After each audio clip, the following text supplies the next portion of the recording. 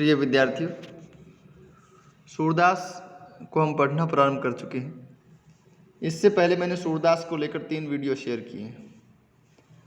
सूरदास की भाषा वो ब्रज भाषा है और सूरदास का जो भ्रमर गीत सार है वो सूर सागर से लिया गया है। भ्रमर गीत क्या है यह मैं पहले बता चुका हूँ।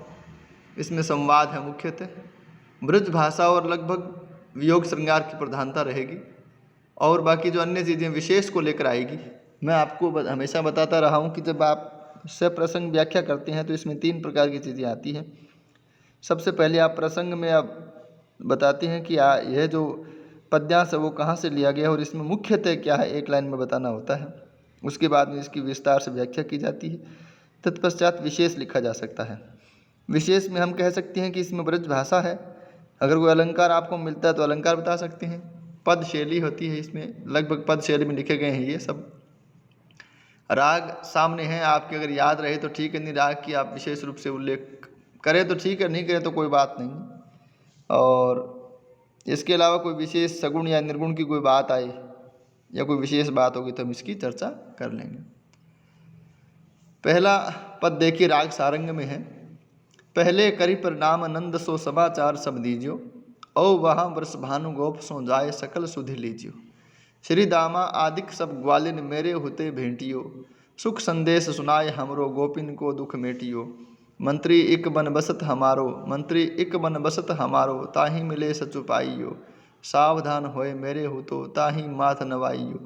सुंदर परम किशोर वय क्रम चंचल नयन विशाल, कर मुरली सिर मोर पंख पीताम्बर उर्बन माल। जन डरियो तुम सगन बनन में ब्रज देवी रखवार, वृंदावन सो बसत निरंतर कबहु न होय नियार। उद्धव प्रति सब कही श्यामजू अपने मन की प्रीति, और सूरदास कृपा करी पठे यही सकल ब्रज रीति। इसका अनुवाद देखिए। जब वो श्री कृष्ण उद्धव को भेजते हैं तो कुछ संदेश वहाँ को मतलब देते हैं कि मैं ये बातें वहाँ जाके करनी है। पहले करी प्रणाम नंद सो समाचार सब दीजियो। सबसे पहले है उद्धव जाके नंद बाबा को प्रणाम करना और सब समाचार देना। ओ वहाँ वृष भानु गोप सो जाए सकल सुधि लीजो।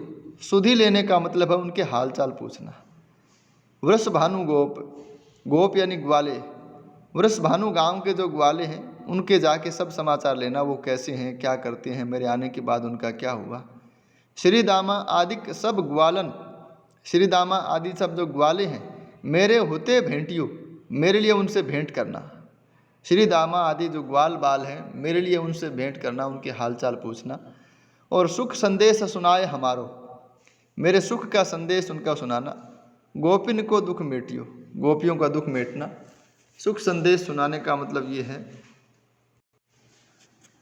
सुख संदेश सुनाने का मतलब ये है कि इसमें मैं यहाँ पे सुखी हूँ, मेरी चिंता नहीं करें, इस प्रकार का मेरा संदेश सुनाना।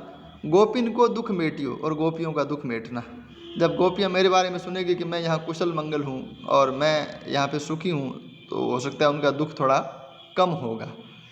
मंत्री इक बन बसत हमारो, असल में मंत्री की जगह कि मित्र भी हो सकता है, यहाँ पे मित्र होना चाहिए क्योंकि यह राधा के बारे में है कि मेरा एक मित्र है वो जंगल में निवास करता है। असल में यह सुनने में आता है कि राधा ने श्री कृष्ण के जाने के बाद में वही बंसी अपने हाथ में धारण कर ली थी, वही मोर मुकुट अपने माथे पर लगा लिया था, यानी वो श्री कृष्ण बनी घूमती थी जंगल जंगल राधा। यह प्रसंग ऐसा प्रिय प्रवास में भी आता है अयोध्या सिंह उपाध्याय के। तो असल में वो मित्र की बात कर रहे हैं कि राधा नाम की मेरी एक मित्र है, वन बसत हमारो, जंगल में निवास करती है। ताही मिले सचु पाइयो, उनसे मिलकर सुख पाना, उनसे मिलकर तुम्हें बहुत अच्छा लगेगा। और सावधान होए मेरे होते ताही माथ नवाइयो, सावधान होए, सावधान होकर मेरे होते, मेरी तरफ से, ताही माथ नवाइयो, उनको नमस्कार करना। सावधान होकर मेरी ओर से उनको नमस्कार करना, मेरा उनको नमस्कार कहना। सुंदर कैसी है वो राधा, अब बताया गया है। उसका मित्र है वो कैसा है, श्री कृष्ण का जो मित्र है राधा वो कैसी है। सुंदर परम, बहुत सुंदर है। किशोर वयक्रम, वय मतलब अवस्था, किशोरी है वो, अवस्था में किशोरी है, यानी 12 से लेकर 18 साल की अवस्था को किशोरावस्था कहा जाता है। चंचल नयन विशाल, उसके नेत्र हैं वो विशाल हैं और चंचल हैं, बड़े हैं। कर मुरली, हाथ में उसके मुरली है। सिर मोर पंख, और सिर पे मोर पंख हैं। पीताम्बर, पीले उसने वस्त्र धारण कर रखे हैं। अंबर मतलब वस्त्रों को कहा जाता है, अंबर अनेकार्थी शब्द है। उर वनमाल, हृदय में उसके वनमाल। वनमाल का मतलब वनों में पाए जाने वाले फूलों की माला, तो हृदय में वो वनमाल धारण करती है। तो यहाँ विशेष में आप लिख सकते हैं कि राधा ने श्री कृष्ण के वियोग में श्री कृष्ण का रूप धारण कर लिया है। ये आप बात विशेष में भी लिख सकते हैं और व्याख्या में भी लिख सकते हैं। जनि डरियो तुम सघन बनन में, तुम इस सघन वन में जाते हुए डरना मत। ब्रज देवी रखवार, वहाँ पे ब्रज देवी हमेशा रखवाली करती है। वृंदावन सो बसत निरंतर कबहु न होत नियार, और वह ब्रज देवी हमेशा वृंदावन में ही निवास करती है, उससे अलग कभी नहीं होती। उद्धव प्रति सब कही श्याम जो, ऐसी बातें सब उद्धव के लिए श्याम जो भगवान श्री कृष्ण ने कही। अपने मन की प्रीति, अपने मन के प्रेम और अपने मन की बातें सब भगवान श्री कृष्ण ने उद्धव को कही। और सूरदास कृपा करी पठे यही सकल ब्रज रीति, सूरदास कहते हैं कि प्रभु ने बड़ी कृपा से उसको भेजा, पठे मतलब भेजा, यही सकल ब्रज रीति, और ब्रज की जो संपूर्ण रीति है वो सब समझा के उनको भेज दिया उद्धव को। तो यह पहला पद है। अब मैं आपको एक चीज़ तो बार बार नहीं बताऊंगा कि पूरे पाठ में ब्रज भाषा है।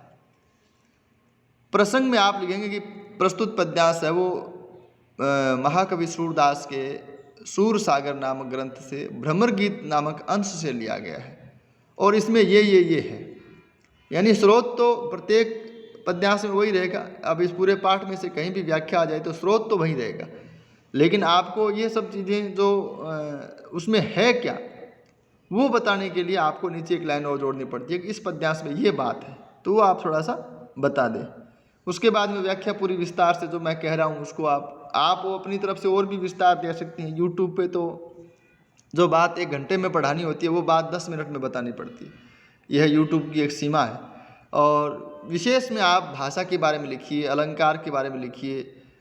विशेष कोई शब्द आता है तो जैसे अंबर शब्द आ गया तो अंबर शब्द अनेकार्थ है, ये भी लिख सकते हो। आप ये भी लिख सकते हो कि राधा ने श्री कृष्ण का रूप धारण कर लिया है। आप यह भी लिख सकते हो कि श्री कृष्ण को भी उतनी ही पीड़ा है, विरह का इतना ही दुख है जितना गोपियों और राधा को है। यह इस पद में विशेष रूप से दिखाई देता है। और भी बहुत सारी बातें, अगर कोई विशेष आपको अलंकार आदि नज़र आता है तो आप लिख सकते हैं। ठीक है, कम से कम अनुप्रास तो लिख ही दीजिए, वो तो आपको मिलेगा ही मिलेगा। पद शैली है, ये भी लिख सकते हैं। तो 3-4 पॉइंट बना के 1, 2, 3, 4 ऐसे करके विशेष लिखना चाहिए। तो इस वीडियो में इतना ही, बाकी अगले वीडियो में पढ़ेंगे। धन्यवाद।